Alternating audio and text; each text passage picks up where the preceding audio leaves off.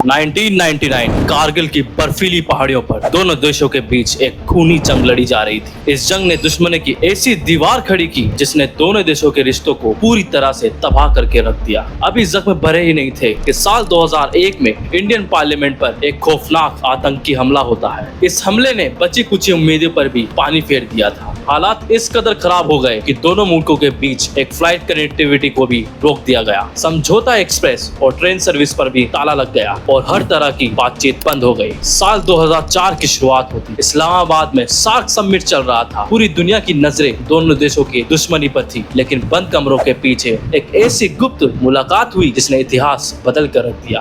भारत के पीएम अटल बिहारी वाजपेयी और पाकिस्तान के प्रेसिडेंट परवेज मुशर्रफ ने एक बड़ा फैसला लिया। नफरत की जमी इस बर्फ को पिघलाने के लिए क्रिकेट का सहारा लिया गया। फैसला बिल्कुल भी आसान नहीं था। पूरे 14 साल बाद इंडियन टीम पाकिस्तान की सरजमी पर कदम रखने जा रही थी और इस सीरीज का नाम रखा था फ्रेंडशिप कप। खिलाड़ियों पे सिर्फ मैच जीतने का नहीं बल्कि सरहद के दोनों तरफ बरसों से जमी नफरत को खत्म करना था। सवाल ये नहीं था कि ट्रॉफी कौन जीतेगा, सवाल ये था कि क्या ये खेल दोनों देशों के बीच अमन ला पाएगा। एक ऐसी सीरीज शुरू होने वाली थी जहां हर बॉल के साथ इतिहास भी लिखा जाना था।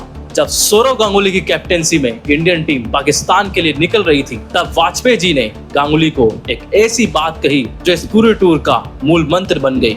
उन्होंने पैड पर लिखा, खेल भी जीतिए और दिल भी जीतिए। इस दौरे को हरी झंडी दिखाना तत्कालीन प्रधानमंत्री श्री अटल बिहारी वाजपेयी का ये बहुत बड़ा कदम था। लेकिन सबसे बड़ा इम्तिहान अभी बाकी था, सिक्योरिटी। बीसीसीआई ने पहले साफ मना कर दिया था।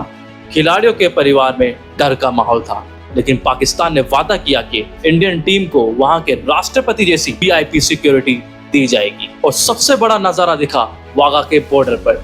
जो बॉर्डर हमेशा तनाव और दुश्मनी की वजह से बंद रखा जाता था, उसके दरवाजे आम लोगों के लिए खुल चुके थे। लाहौर और अमृतसर के बीच चलने वाली समझौता एक्सप्रेस को फिर से ट्रैक पर लाया गया। फैंस पैदल सरहद पार कर मैच देखने आ रहे थे, जहां पाकिस्तान के रेंजर्स और अफसर उनका स्वागत कर रहे थे। सियासत की बनाई दीवार को रातों रात एक क्रिकेट मैच ने ध्वस्त करके रख दिया था। 10 मार्च 2004 को जब इंडियन टीम की फ्लाइट लाहौर के अलामा इकबाल इंटरनेशनल एयरपोर्ट पर जब फ्लाइट लैंड होती है, तो पूरा एयरपोर्ट किसी मिलिट्री बेस में बदल चुका था। पाकिस्तान के इलाइट एयरपोर्ट सिक्योरिटी एएसएफ और पुलिस के हथियारों से लेस जवानों ने पूरे रनवे और टर्मिनल को घेर रखा था। सिक्योरिटी का लेवल ऐसा था जैसे किसी देश का राष्ट्रपति आया हो। और जैसे ही सौरव गांगुली, सचिन तेंदुलकर और राहुल द्रविड़ प्लेन से नीचे उतरे, वहां के ऑफिशियल्स ने उनका स्वागत फूलों के हार से किया।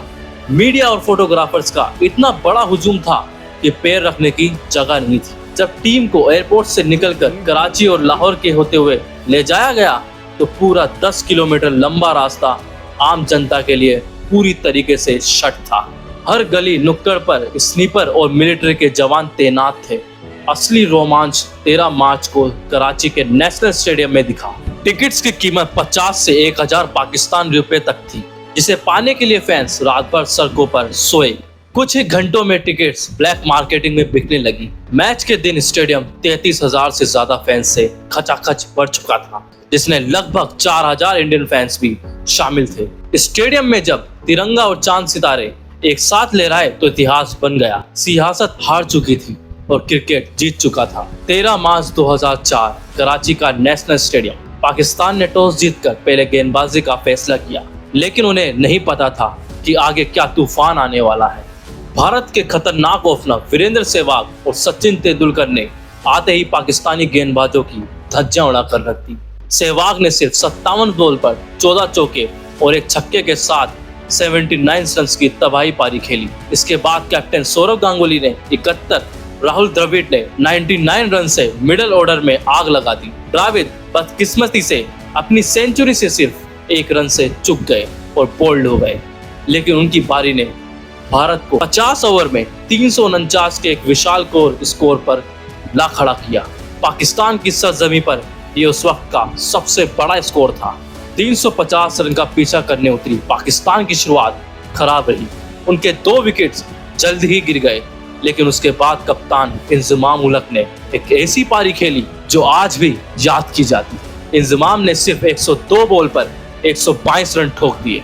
जिसमें 12 चौके और 2 छक्के शामिल थे। उनका साथ दिया मोहम्मद यूसुफ ने, जिन्होंने 73 रन की एक शानदार पारी खेली।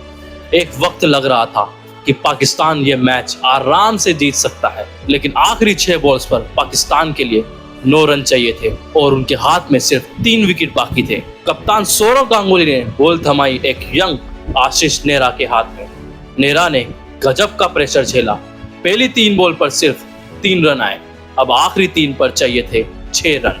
ओवर की चौथी बॉल पर पाकिस्तान के बैट्समैन मोइन खान ने एक बड़ा शॉट हवा में खेला।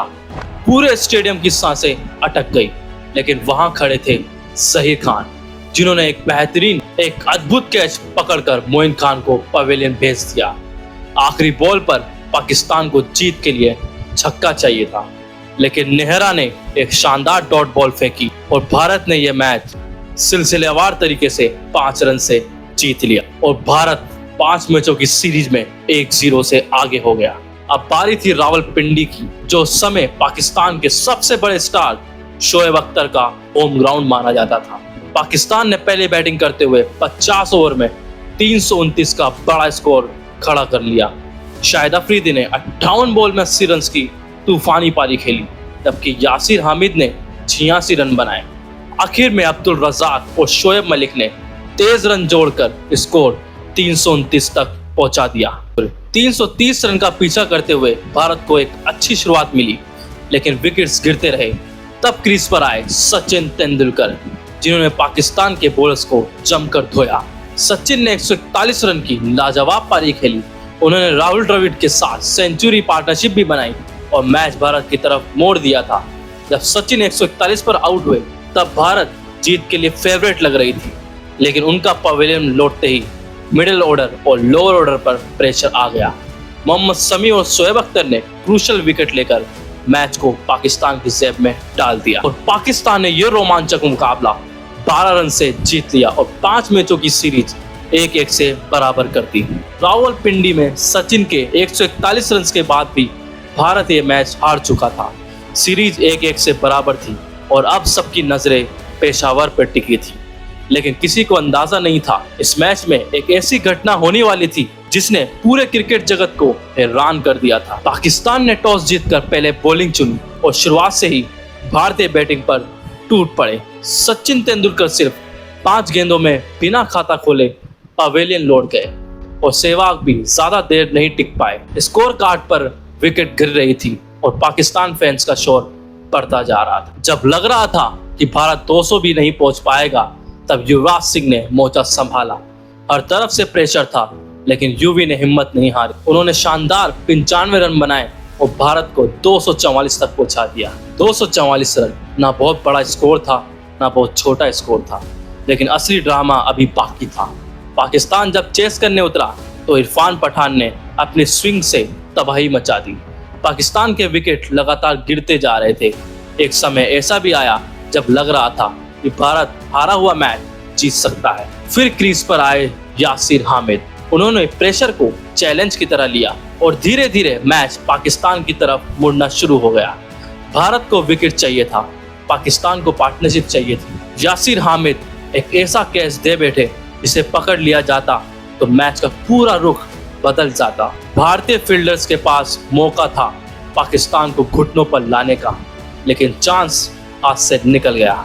यासिर ने इस जीवनदान का पूरा फायदा उठाया और हर ओवर के साथ भारत की उम्मीदें कम होती गई और पाकिस्तान जीत के करीब पहुंचता गया।